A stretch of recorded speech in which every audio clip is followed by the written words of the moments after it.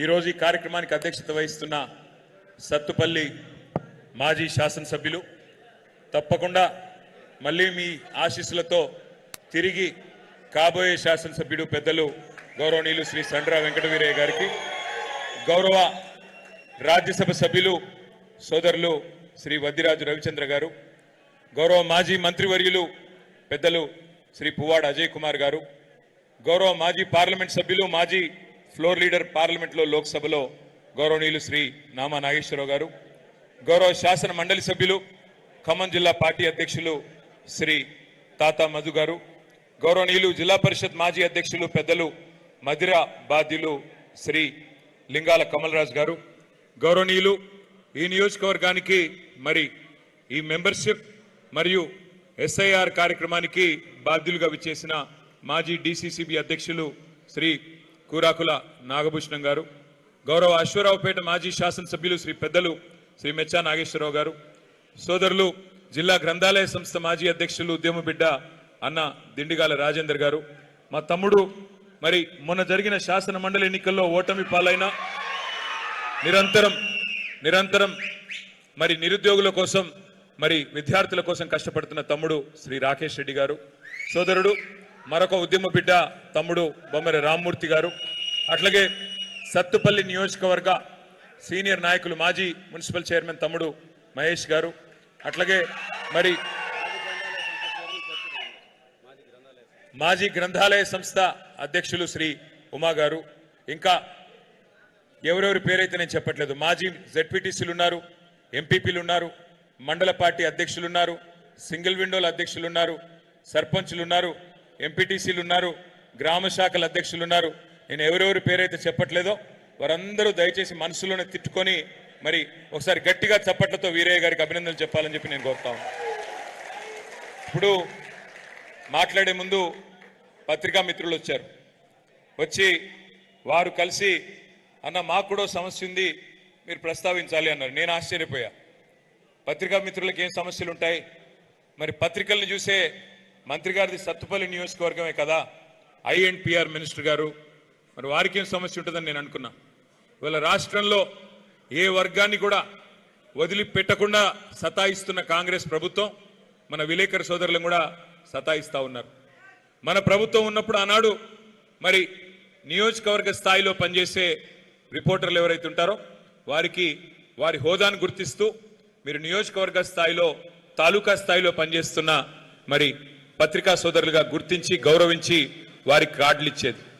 కానీ ఇవాళ వాళ్ళ స్థాయిని కూడా తగ్గిస్తూ వాళ్ళని మండల విలేకరులుగా గుర్తిస్తూ సత్తుపల్లి కేంద్రంలో పనిచేస్తున్న మా విలేకరులకు కూడా అన్యాయం చేస్తున్న కాంగ్రెస్ ప్రభుత్వం ఏదైతే ఉందో, చెప్తారు కదా ఒక మాట, అన్నం అంతా ఉడికిందా లేదా తెలుసుకోవడానికి ఒక మెతుకు ముట్టుకుంటే చాలు అని.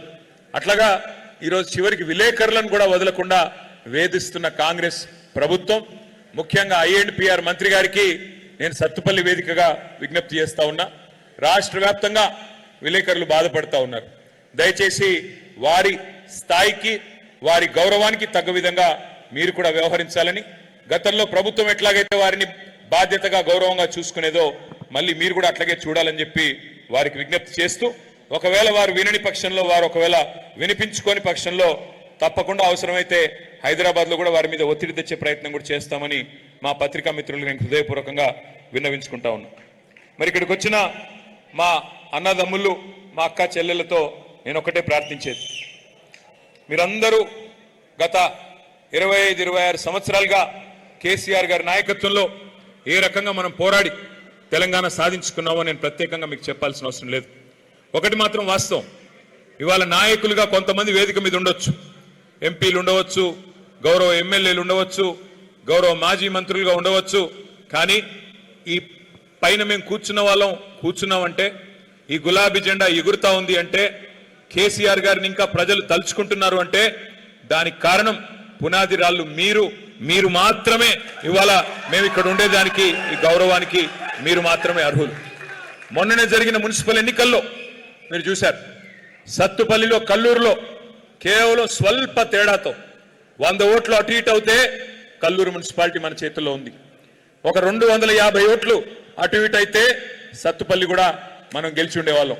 అయినప్పటికీ వీరోచితంగా పోరాటం చేసి మరి బ్రహ్మాండంగా మన గౌరవాన్ని కాపాడిన మా నాయకులకి కార్యకర్తలందరికీ కూడా పేరు పేరున హృదయపూర్వకంగా నేను అభినందనలు తెలియజేస్తా ఉన్నా.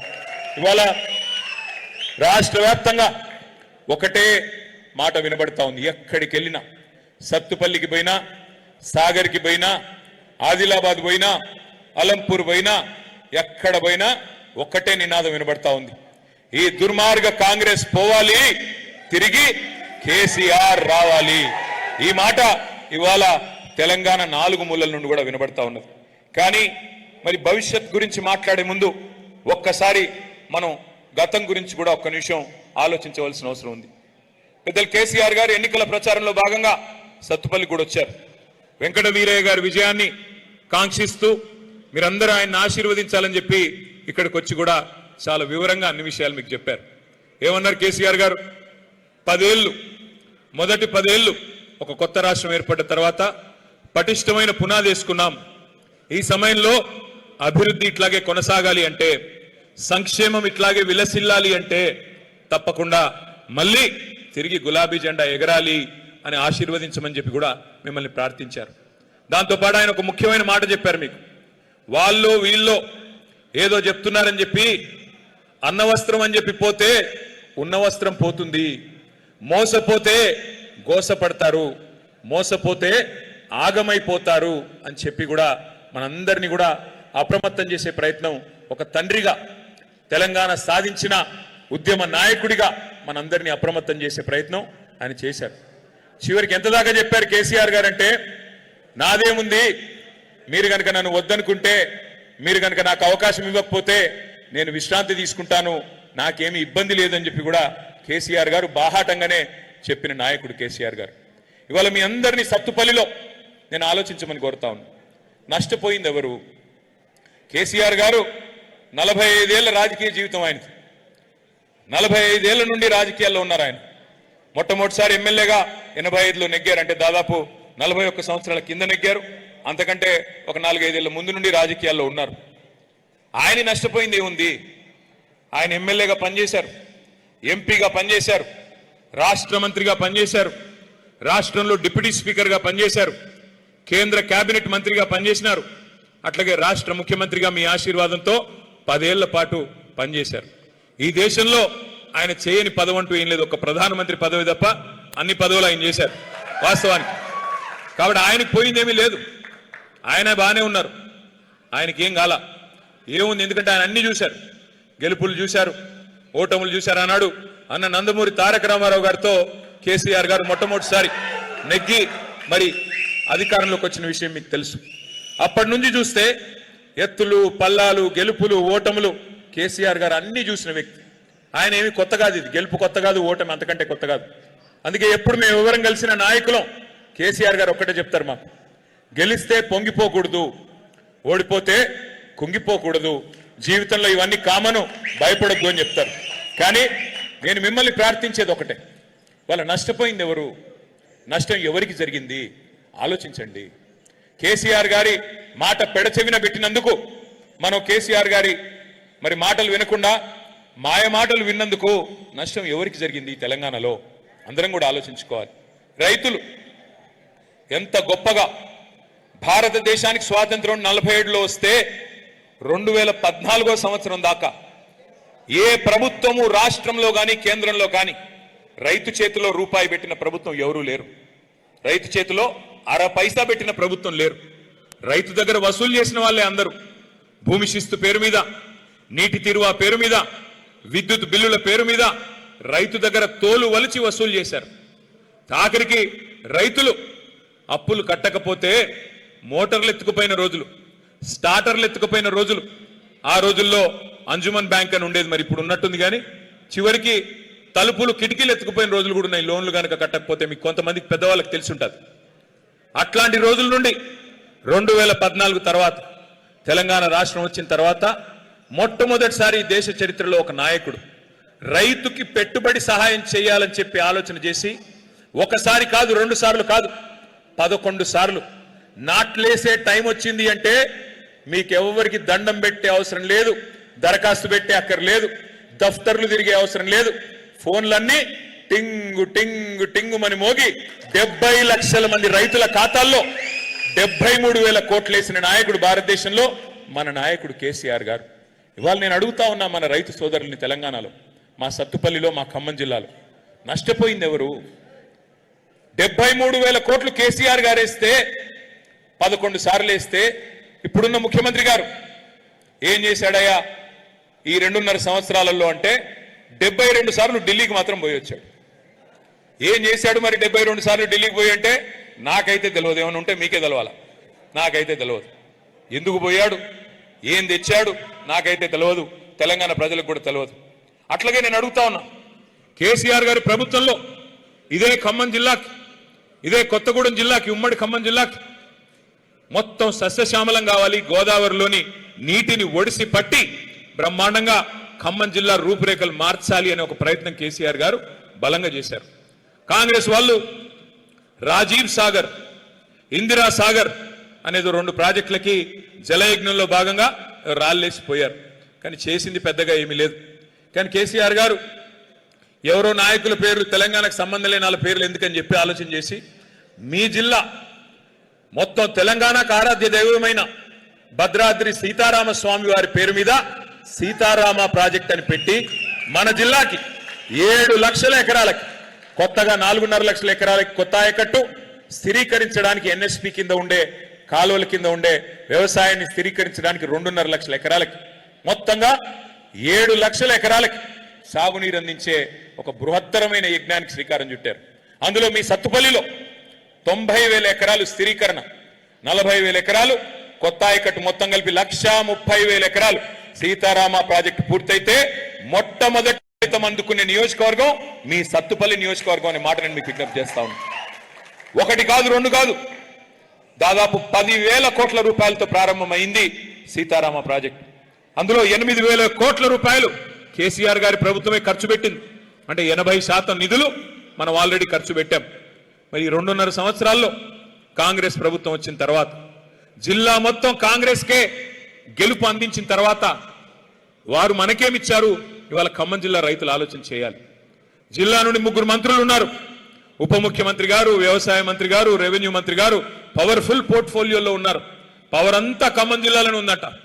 కానీ మరి ఖమ్మం జిల్లా ప్రజలకు ఏం ఒరిగింది, ఖమ్మం జిల్లా రైతులకు ఏం జరిగింది? దయచేసి మీరు ఆలోచించమని చెప్పి నేను ప్రార్థిస్తా ఉన్నా. రుణమాఫీ అన్నారు, 2 లక్షల వరకు రుణం మాఫీ చేస్తామన్నారు. 2 లక్షలు ఎన్ని డైలాగులు కొట్టారు? 2 లక్షలు రుణమాఫీ అని చెప్పి గద్దెనెక్కిన కాంగ్రెస్ ప్రభుత్వం మరి డిసెంబర్ 2023లో బట్టి విక్రమార్క గారు మీటింగ్ పెట్టారు బ్యాంకర్లందరితో. పెట్టి ఏమన్నారు? 50,000 కోట్లు అవసరం పడుతుంది. ఏది 2 లక్షల రుణం మాఫీ చేయాలి అంటే 50,000 కోట్ల రూపాయలు అవసరం పడుతుందని చెప్పి బ్యాంకర్లు బట్టి గారికి చెప్పారు. బట్టి గారు సరే అన్నారు. మరి ఏమైందో ఏమో తెలియదు. డిసెంబర్ పోయింది, క్యాలెండర్ మారింది, జనవరి వచ్చింది. జనవరిలో ముఖ్యమంత్రి గారి ప్రకటన 40,000 కోట్లు చాలు రుణమాఫీకి, 2 లక్షల రుణమాఫీకి. 10,000 ఎగిరిపోయింది, ఎవడు తిన్నాడో తెలియదు. 10,000 ఎగిరిపోయింది, 40,000 కోట్లు చాలు, మేము 1 సంవత్సరం కడుపు కట్టుకుంటే ఆ 40,000 కోట్లు ఎడమ చేత్తో ఇచ్చేస్తా అని ముఖ్యమంత్రి గారు మాట్లాడిన మాట మేము నిజమేనేమో అనుకున్నాం. మరి 40,000 మాయమైంది. మళ్ళీ కేబినెట్ మీటింగ్ కాడికి పోయేసరికి 31,000 కోట్లు సరిపోతాయన్నారు. 31,000 కోట్లు సరిపోతాయన్నారు. ఓహో, ఆ 9,000 కోట్లు ఎక్కడ పోయిందంటే ఎవరికి తెలియదు. 9,000 కోట్లు మాయమైపోయింది. కేబినెట్ నుంచి అసెంబ్లీకి వచ్చే లోపల అసెంబ్లీలో బడ్జెట్ పెట్టే దానిలో 26,000 కోట్లు అని పెట్టారు. అక్కడ మళ్ళీ ఒక 5,000 కోట్లు మాయమైంది. ఎక్కడ మొదలైంది? 50,000 కోట్ల కాడ మొదలైంది రుణమాఫీ కథ. అక్కడి నుంచి ముఖ్యమంత్రి గారి దగ్గరికి వచ్చేసరికి 40,000 కోట్లు అన్నాడు. ఎడమ చేతితో ఇచ్చేస్తా, 1 సంవత్సరం కడుపు కట్టుకుంటే చాలన్నాడు. తర్వాత మళ్ళీ కేబినెట్ కాడికి వచ్చేసరికి 31,000 కోట్లు. అసెంబ్లీకి వచ్చేసరికి బడ్జెట్ సమావేశాలకు వచ్చే వరకు 26,000 కోట్లు. అక్కడి నుంచి చివరికి ఎక్కడ ఆగిందయ్యా అంటే ఈ మధ్యన నొక్కి నొక్కి చెప్తున్నారు తుమ్మల గారు, 20,000 కోట్లు ఇచ్చాం. అయ్యా నేను అడుగుతా ఉన్నా, 50,000 కోట్లు అని చెప్పింది మీరే, 50,000 కోట్లు అవసరం పడుతుందని చెప్పింది డిసెంబర్ 23లో మీరే, ఇవాళ 20,000 కోట్లు ఇచ్చామని చెప్తుంది మీరే. దాని అర్థం ఏంటి? రూపాయిలో 40 పైసలు మాత్రమే రుణమాఫీ జరిగింది, ఇంకా 60 పైసలు కాలేదు. ఇది మోసం కాదా? ఇది ఓట్లేసిన ఖమ్మం జిల్లా రైతుల్ని మీరు వంచడం కాదా? మిత్తిలు కట్టుకోండి, 2 లక్షల మీద ఎంత ఉంటే అంత మీరు కట్టేయండి, మిగతాది మేము కడతామని మీరు చెప్పిన మాట వాస్తవం కాదా? మిమ్మల్ని నమ్మి బ్యాంకుల్లో మిగతా డబ్బులు కట్టుకున్న రైతుల పరిస్థితి ఏంటి ఇవాళ ఆలోచించమని చెప్పి ఖమ్మం జిల్లా రైతు బిడ్డలు నేను అడుగుతా ఉన్నా. అట్లాగే మీకు తెలుసు రైతు బంధు, అయ్యా కాంగ్రెస్ వస్తే రైతు బంధుకు రామ్ రామ్ చెప్తారు, రైతు బంధు ఉండదు ఇవ్వరు అని కేసీఆర్ గారు చెప్తే రేవంత్ రెడ్డి గారు ఏమన్నారు ఆ రోజు? ఎవరైనా చెప్పింది మీకు? రైతు బంధు బంద్ చేసినందుకు మేమేమన్నా దివానాగాళ్ళమా? మాకేమన్నా దిమాగ్ లేదా? గుర్తుందా డైలాగు? లేదా వీడియో వేయాలా? గుర్తుందా? మేమేమైనా దివానాగాళ్ళమా? రైతు బంధు బంద్ చేసినందుకు మాకేమైనా దిమాగ్ లేదా అన్నాడు రేవంత్ రెడ్డి. ఇంకా గుర్తుందా ఏమన్నాడో ప్రతిపక్షంలో ఉన్నప్పుడు? ఏం కేసీఆర్ గారు 2 పంటలకే ఇస్తావా రైతు బంధు, 3వ పంటకి ఇయ్యవా అని ఎకసెక్కాలు ఆడిండు ఆ రోజు. 3వ పంటకు కూడా రైతు బంధు ఇవ్వాలన్న మొనగాడు ఇవాళ ఎక్కడ పోయినాడు మరి? పార్లమెంట్ అప్పుడు ఒక్కసారి రైతు బంధు, పంచాయతీ అప్పుడు ఇంకోసారి, ఇప్పుడు 30 తారీఖున ఇస్తున్నారంటే మళ్ళీ ఏదో ఎలక్షన్ ఉంటేనే ఇస్తాడు తప్ప లేకపోతే ఇచ్చే కేసు కాదు. ఎన్నికలు ఉంటేనే మళ్ళీ రైతు బంధు, లేకపోతే ఇప్పటికి 3 సార్లు రైతు బంధు ఎగ్గొట్టిన దివానా ఎవరు వినబట్ల? 3 సార్లు రైతు బంధు ఎగ్గొట్టిన దిమాగ్ లేనోడు ఎవడు? మరి వాళ్ళు నేనేం బూతులు తిట్టట్లేదు స్వామి, ఆయన చెప్పిందే చెప్తున్నా. దివానాగాడు దిమాగ్ లేనోడు అని ఆయన చెప్పిందానే ఉటంకిస్తున్నాను తప్ప మళ్ళీ లేకపోతే ఎవరో ఒకరు అంటారు ముఖ్యమంత్రి గారిని ఇట్లా అంటావా అట్లా అంటావా. ఈయన ఏం అనట్లేదు, ఆయన చెప్పిందే చెప్తున్నా.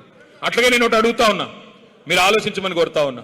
రుణమాఫీ మోసం, రైతు బంధు మోసం, బోనస్ అన్నారు.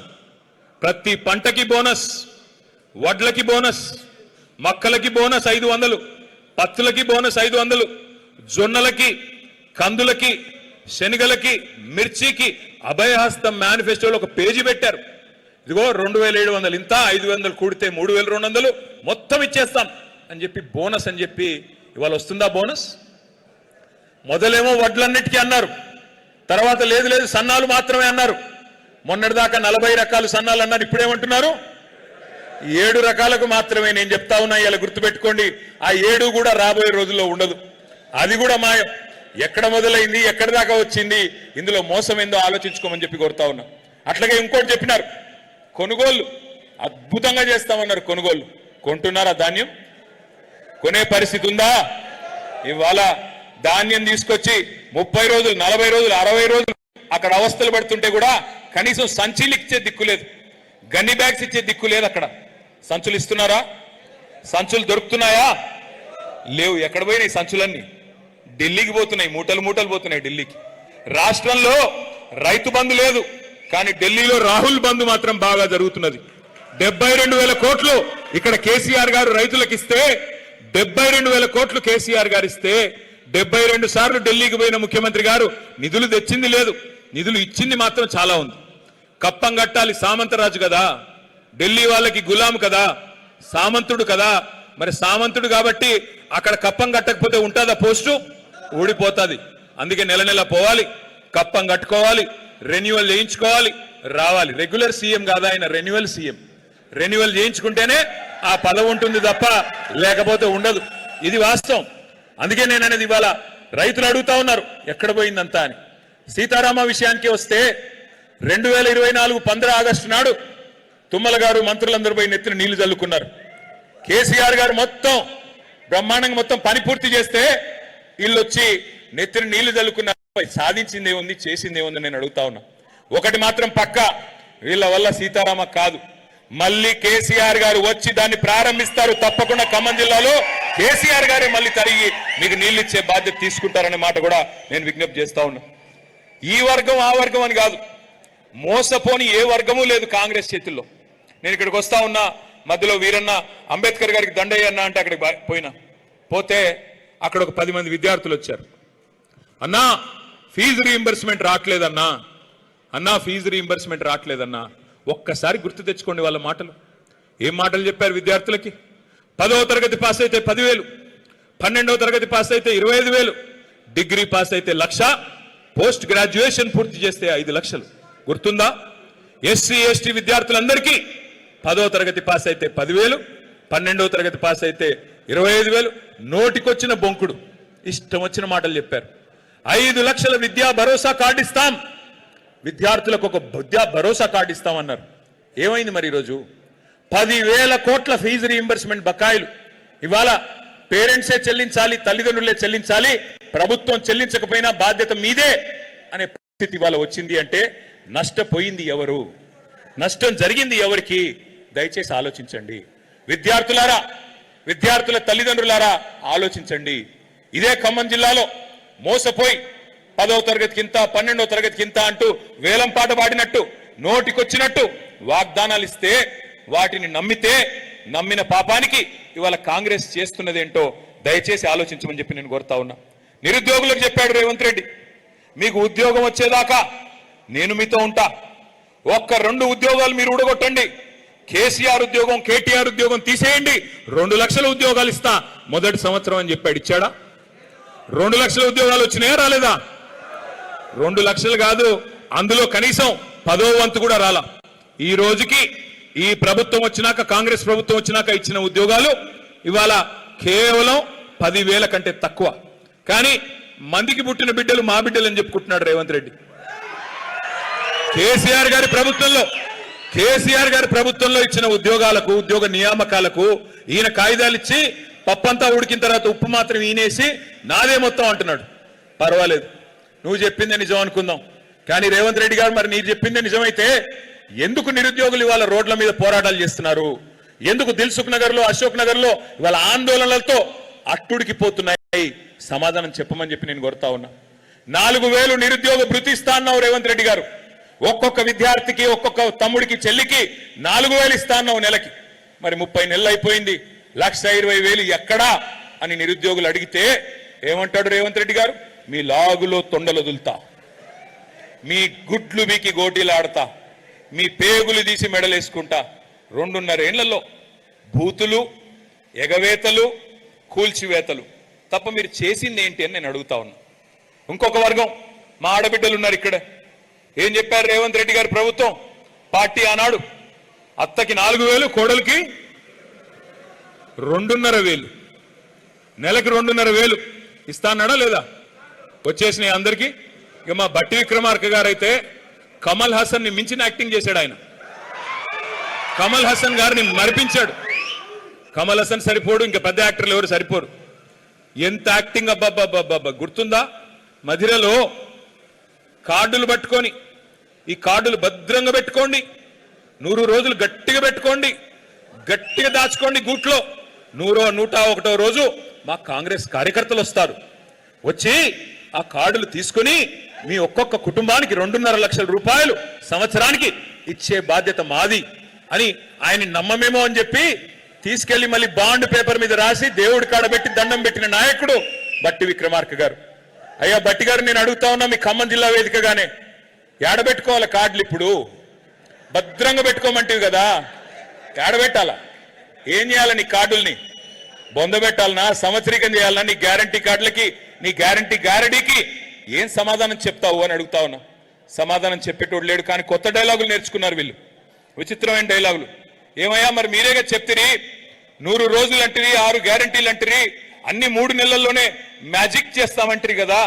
13 హామీలు, 6 గ్యారంటీలు, 13 డిక్లరేషన్లు, 420 హామీలు, శాతభారతం అంత రాశారు కదా. ఏది నాయనా మరి 3 నెలల్లో హామీలు అంటే? ముఖ్యమంత్రి గారి మధ్యన కొత్త డైలాగ్ కొడుతున్నాడు. ఏమంటున్నాడు ఆయన? ఎంత కండలు తిరిగిన పెహల్వాన్ అయినా 3 నెలల్లో పిల్లలు పుట్టిస్తాడా? మనకు తెలియదా? 3 నెలల్లో పిల్లలు పుడతారో పుట్టరో మనకు తెలియదా? అది ముఖ్యమంత్రి గారు చెప్పాలనా? ఒక ముఖ్యమంత్రిగా ఎట్లాంటి వాళ్ళని చూసాం మనం? ఒక ఎన్టీ రామారావు గారిని, ఆ తర్వాత చంద్రబాబు నాయుడు గారిని, ఆ తర్వాత రాజశేఖర్ రెడ్డి గారిని, ఆ తర్వాత రోసయ్య గారు, కిరణ్ కుమార్ రెడ్డి గారు, ఆ తర్వాత మన నాయకుడు కేసీఆర్ గారు. ఇట్లాంటి గౌరవప్రదమైన వ్యక్తులను చూసి ఇవాళ ఒక ముఖ్యమంత్రి 3 నెలల్లోనే పిల్లలు పుడతారా అని అడిగితే ఏమనాలా? ఏం చెప్పాలా? ఎవడు చెప్పమన్నాడు నిన్ను?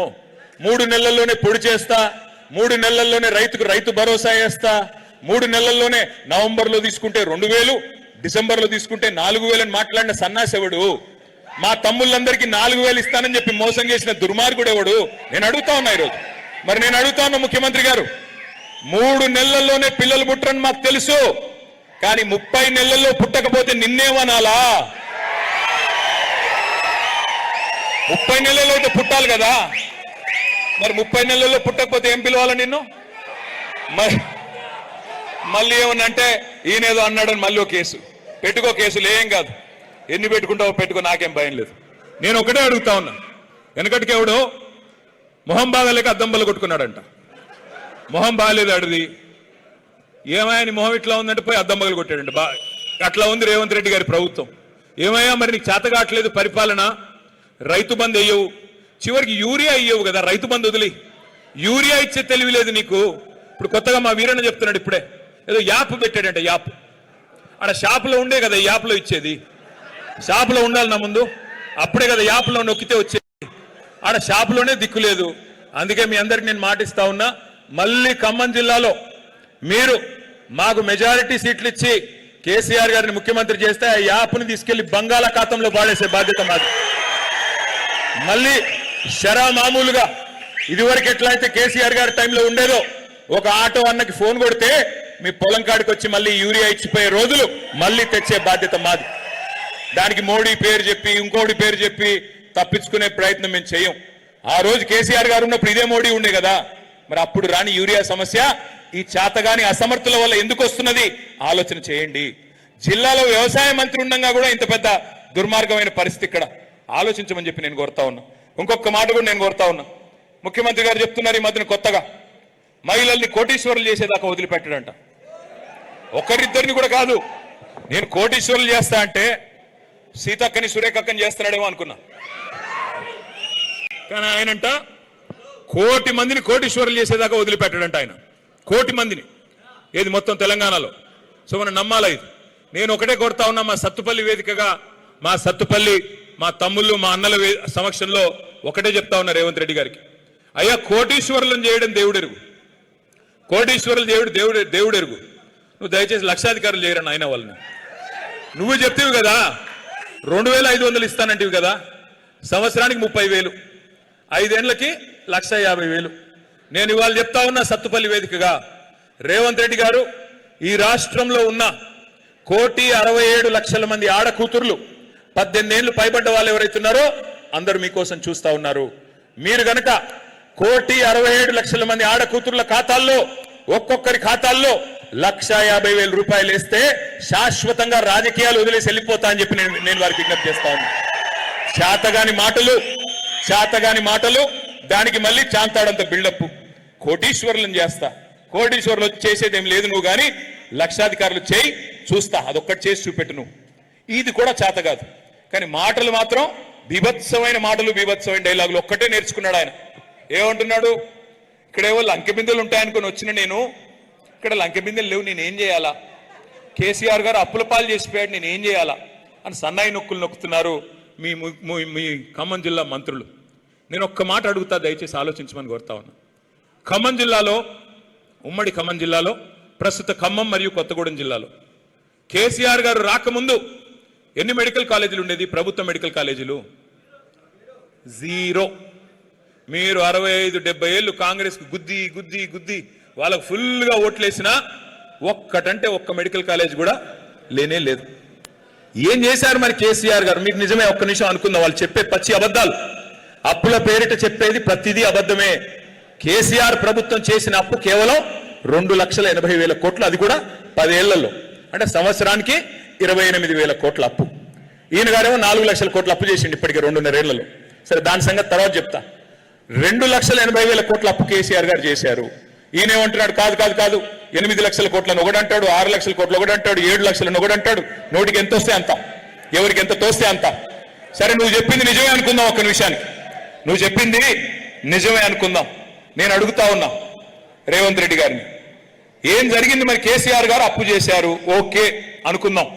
ఏం చేసిండు కేసీఆర్? అప్పు చేసి ఏం చేసిండు కేసీఆర్ అంటే 73,000 కోట్ల రూపాయలు 70 లక్షల రైతుల ఖాతాల్లో వేసిన మగాడు మనగాడు కేసీఆర్. కేసీఆర్ అప్పు చేస్తే 2 సార్లు లక్ష రుణం మాఫీ చేశాడు, 29,000 కోట్లు దానికి ఖర్చు పెట్టాడు. అంటే ఇందాక సోదరులు ఎవరు ఒకరు మాట్లాడుతున్నారు, దాదాపు సుమారు 80,000 కోట్ల, 80,000 కాదు, 1,02,000 కోట్లు కేసీఆర్ గారు నేరుగా రైతుల ఖాతాల్లో వేసి చూపెట్టాడు.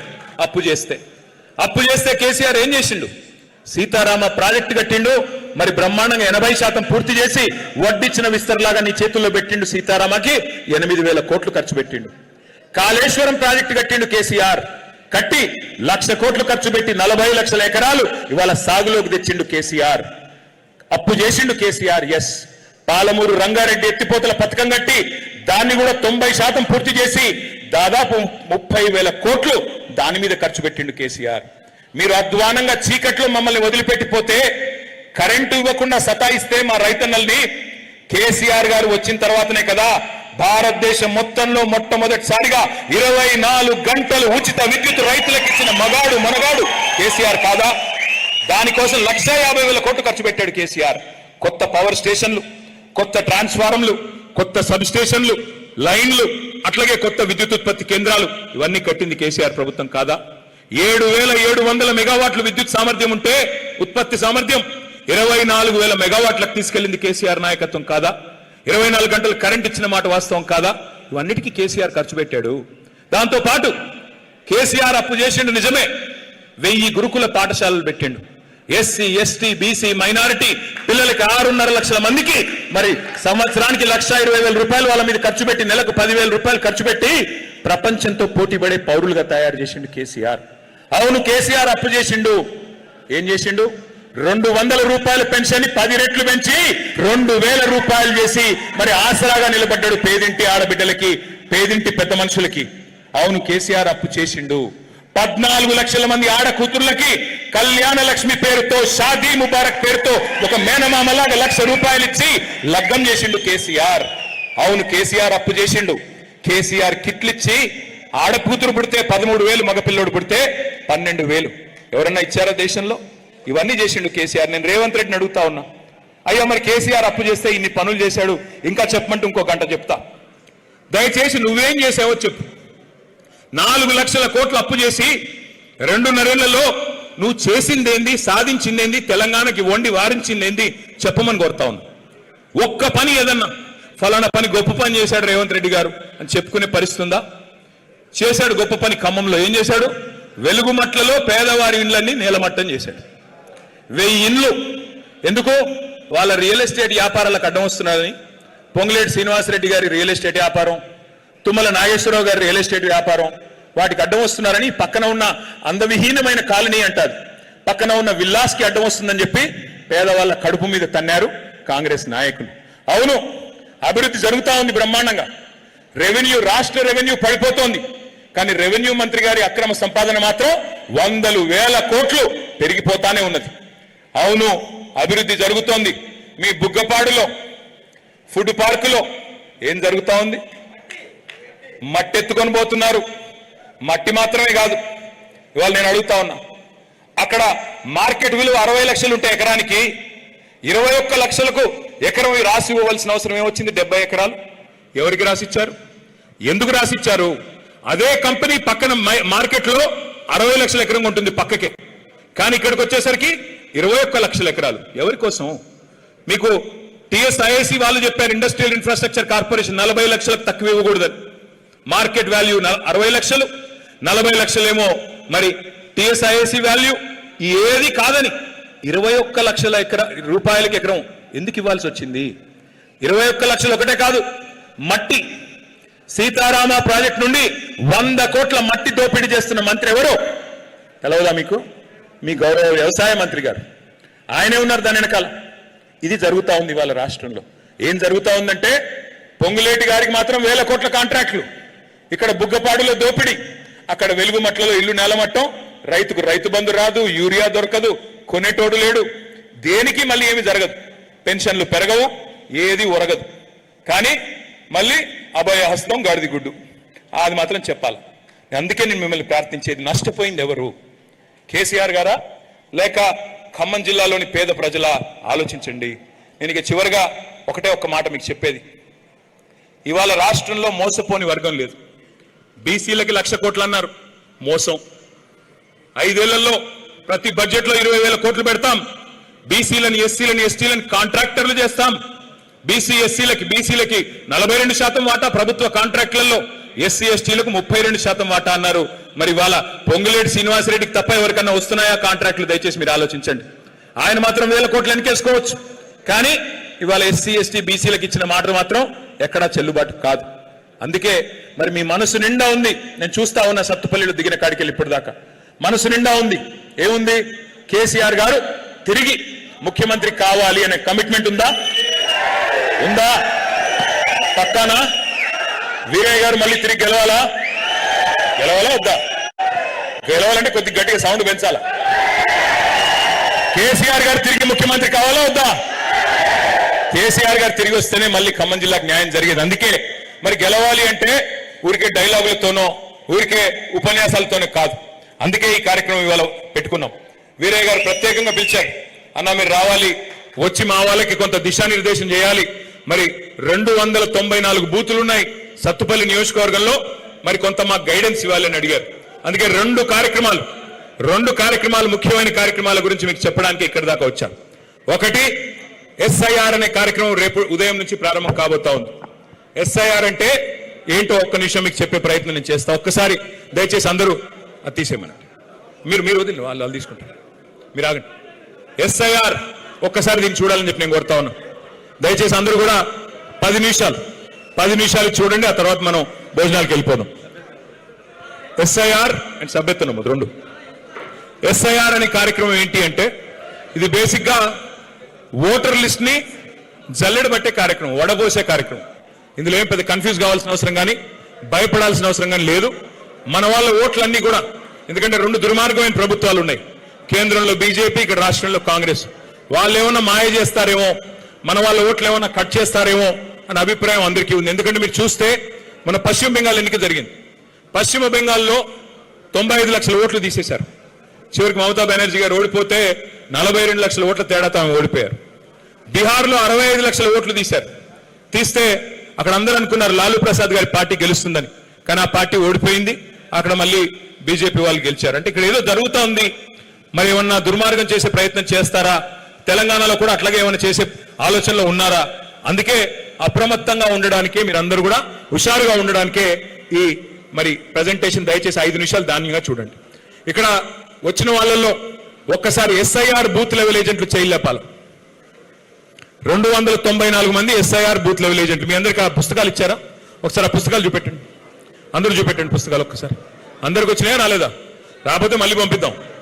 వచ్చినాయి, వెరీ గుడ్ వచ్చినాయి. మరి ఏం చేయండి అంటే అందరు ఇంటికి వెళ్ళాక ఆ పుస్తకాన్ని తీసుకెళ్లి అట్లా పారేసి మళ్ళీ బయటికి వెళ్ళిపోండి. పుస్తకం తెరిచి చదవకండి. ఓకే? చదువుతారా? చదవరా? దండం పెడతా, చదవండి. అందులో ముఖ్యమైన విషయాలు ఉన్నాయి. ముఖ్యంగా ఈ ఎస్ఐఆర్ కార్యక్రమానికి సంబంధించి అతి కీలకమైన అంశాలున్నాయి, దయచేసి గుర్తుపెట్టుకోండి. Next slide. అసలు ఎస్ఐఆర్ అంటే ఏంటి? ఎస్ఐఆర్ అంటే చాలా సింపుల్ ప్రాసెస్. మనకి ఎస్ఐఆర్ అనేది మొదటిసారి జరగట్లేదు.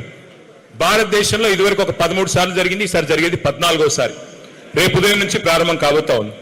ఏం జరుగుతుంది ఎస్ఐఆర్లో అంటే, చివరిసారి మనకి ఎస్ఐఆర్ అనేది జరిగింది ఉమ్మడి ఆంధ్రప్రదేశ్లో 2002వ సంవత్సరంలో జరిగింది. మరి ఆ రోజు సత్తుపల్లి నియోజకవర్గం ఉండేది, కానీ భిన్నమైన సత్తుపల్లి ఉండేది. ఆ రోజు జనరల్ ఉండేది అప్పట్లో. ఆ సత్తుపల్లి వేరు, ఇప్పుడున్న సత్తుపల్లి వేరు. కానీ ఇప్పుడు ఏం చేస్తారు? ముందు మన బూత్ లెవెల్ ఏజెంట్లుగానేమో మీరున్నారు పార్టీ తరఫున, అట్లాగే బూత్ లెవెల్ ఆఫీసర్గా గవర్నమెంట్ తరఫున, ఎన్నికల కమిషన్ తరఫున అంగన్వాడీ టీచర్లు కానీ ఇంకోరు కానీ వాళ్ళు ఉంటారు. సో వాళ్ళు ఏం చేస్తారంటే, ముందు ఈ పార్టీకే చేసి ఉండాలా, ఓటర్ లిస్ట్ ముందు పెట్టుకొని, ఆ బూత్ లో 1000 ఓట్లు ఉంటాయి, ఆ 1000 ఓట్లు ముందు పెట్టుకొని, చివరిసారి ఎస్ఐఆర్ జరిగింది 2002వ సంవత్సరంలో. ఆ 2002 voter list, latest voter list 2025, రెండు పక్క పక్కన పెట్టుకుని రెండు పోల్చుకుంటారు. పోల్చుకొని ఏం చేస్తారు? 2002లో లేని పేర్లు ఏమన్నా 2025లో ఉంటే వీళ్ళు ఎవరు అని ఐడెంటిఫికేషన్ చేస్తారు.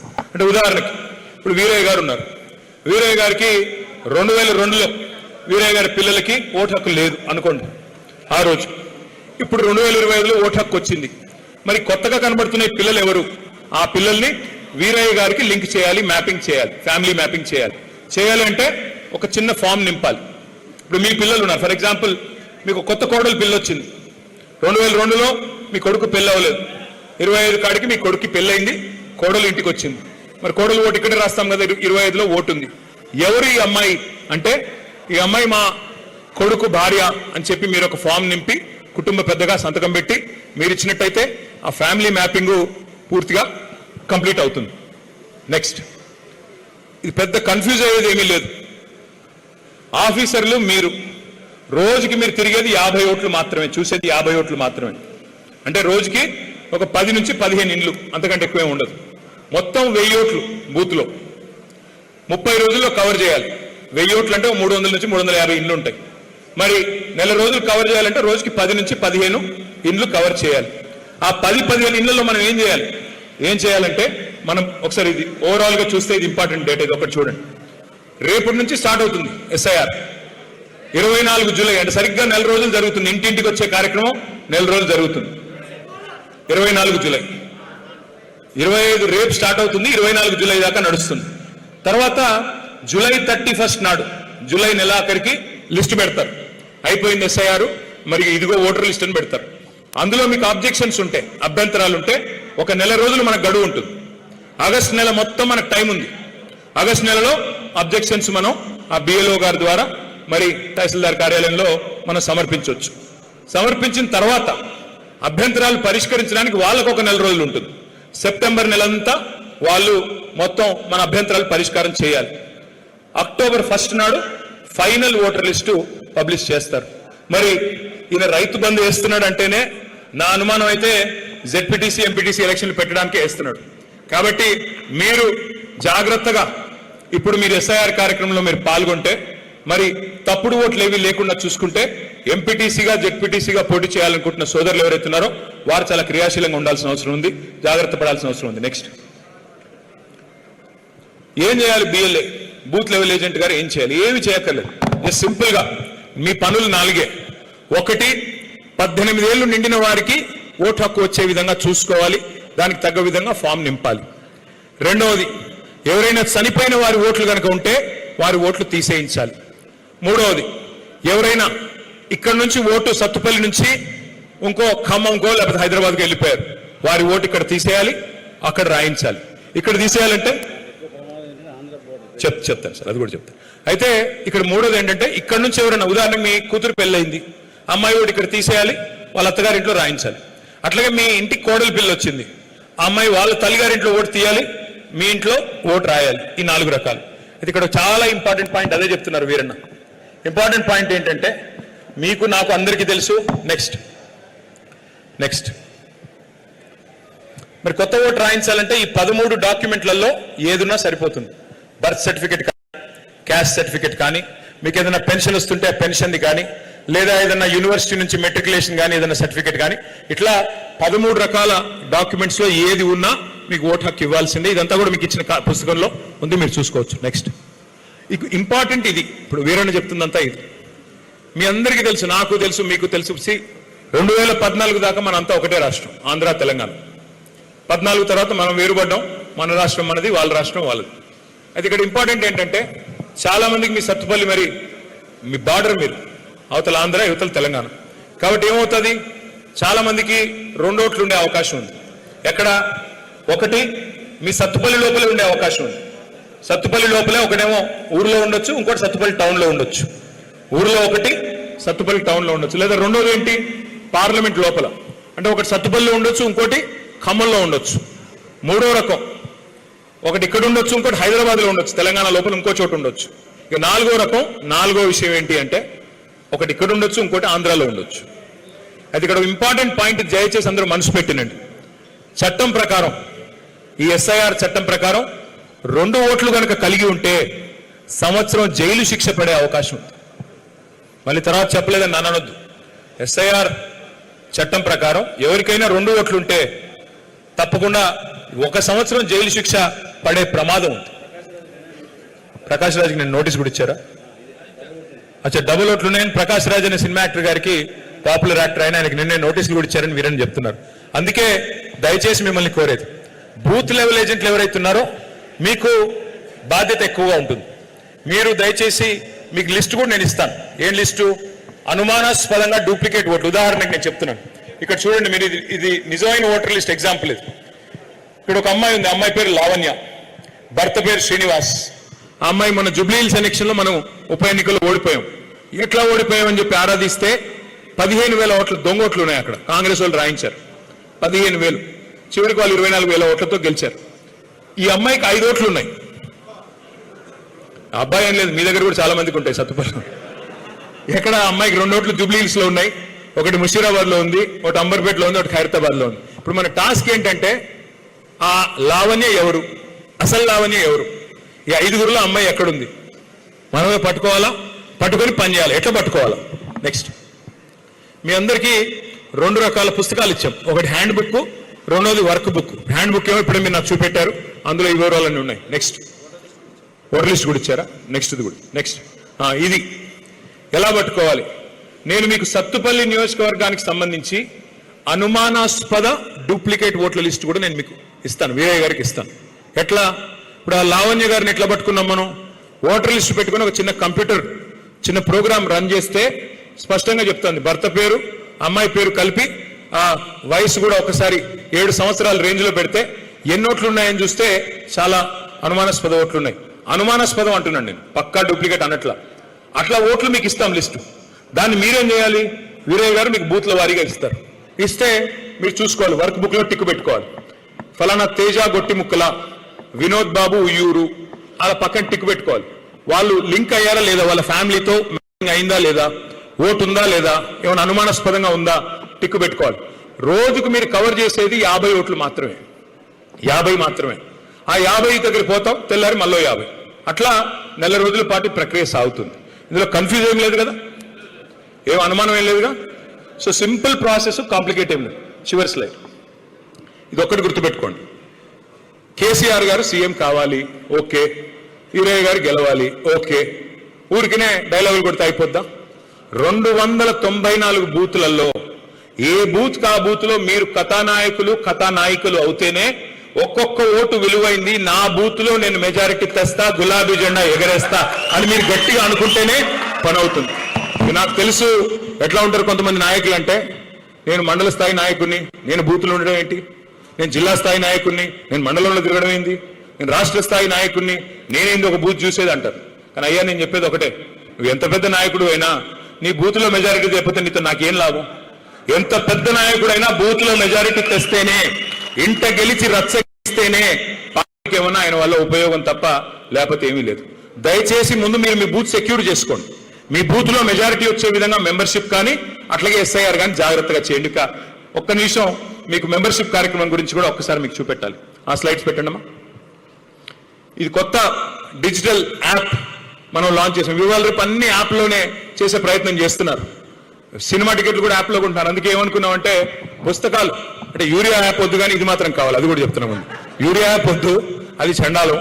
కానీ ఈ యాప్ ఎందుకు ఇంపార్టెంట్ అంటే మనకి చక్కగా డేటా మొత్తం ఏది మన మెంబర్ల డేటా ఫోన్ నంబర్తో సహా బ్రహ్మాండంగా మనకు అందుబాటులో ఉంటుంది. రేపు ఏమైనా మెసేజ్ పంపాలన్నా, మీరు మాకేమైనా చెప్పాలన్నా సులువుగా ఉంటుందని చెప్పి ఇది పెట్టాం.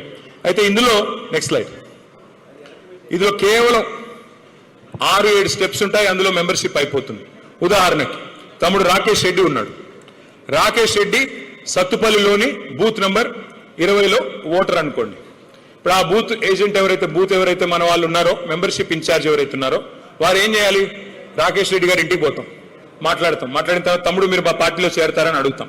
ఆయన సుముఖంగా ఉన్నాడు. సుముఖంగా ఉంటే ఏం చేస్తాం? వెంటనే ఆ యాప్లో రాకేష్ రెడ్డి అని టైప్ చేస్తాం. రాకేష్ రెడ్డి పేరు మీద ఊళ్ళో ఎంతమంది ఉన్నారో అన్ని పేర్లు వస్తాయి. మీరు మీ ఏ బూత్కి అయితే మీరు ఇన్ఛార్జ్గా ఉన్నారో ఆ బూత్ ఓటర్లు మాత్రమే మీకు కనబడతారు. పక్క బూత్ కనబడదు, ఇవతల పక్క బూత్ కనబడదు. అంటే బూత్ నెంబర్ 20 అంటే మీకు 20 వాళ్ళు మాత్రమే కనబడతారు. 21 కనబడదు, 19 కనబడదు. సో రాకేష్ రెడ్డి గారు ఒకవేళ 20వ బూత్ లో ఓటర్ అనుకోండి, రాకేష్ రెడ్డి అని మీరు టైప్ చేయగానే ఆయన పేరు వస్తుంది. ఆయన పేరు మీద మీరు క్లిక్ చేయగానే ఒకవేళ 2-3 రాకేష్ రెడ్డిలు ఉంటే ఇంటి పేరు చూసుకుని ఎవరు కరెక్ట్ క్లిక్ చేయాలి.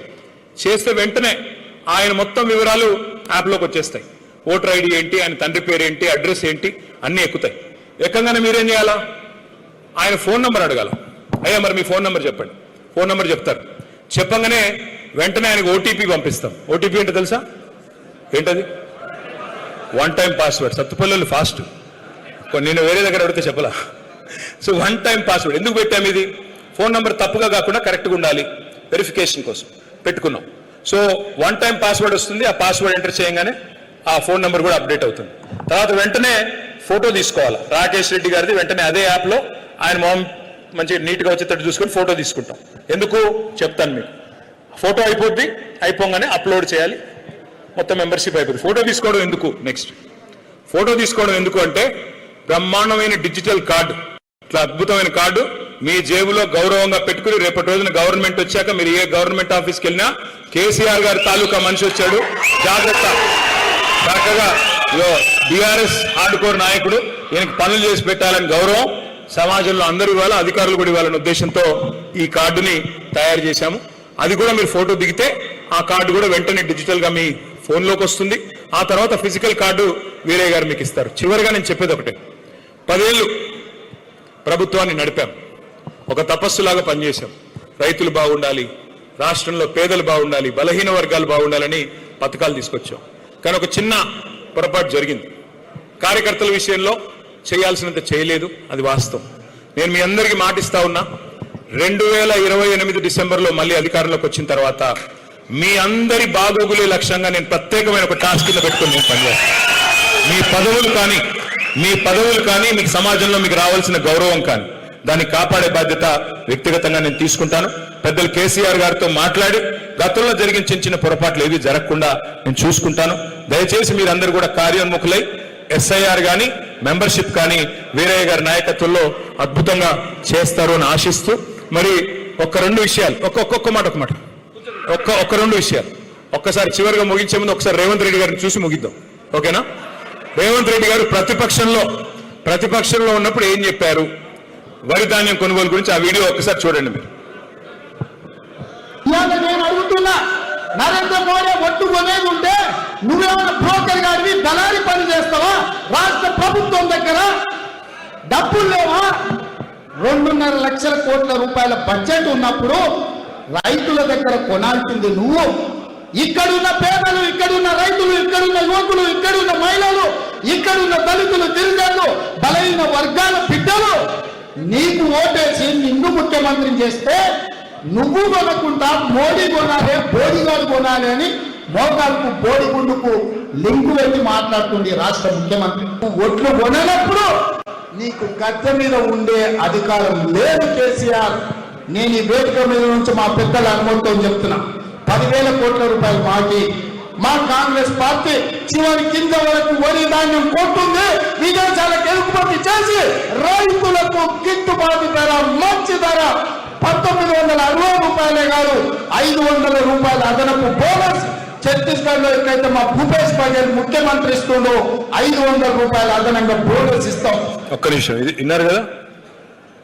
నీ దగ్గర 2.5 లక్షల కోట్ల బడ్జెట్ పెట్టుకొని మోడీ చెప్తే కొనేది ఏంది అన్నాడు.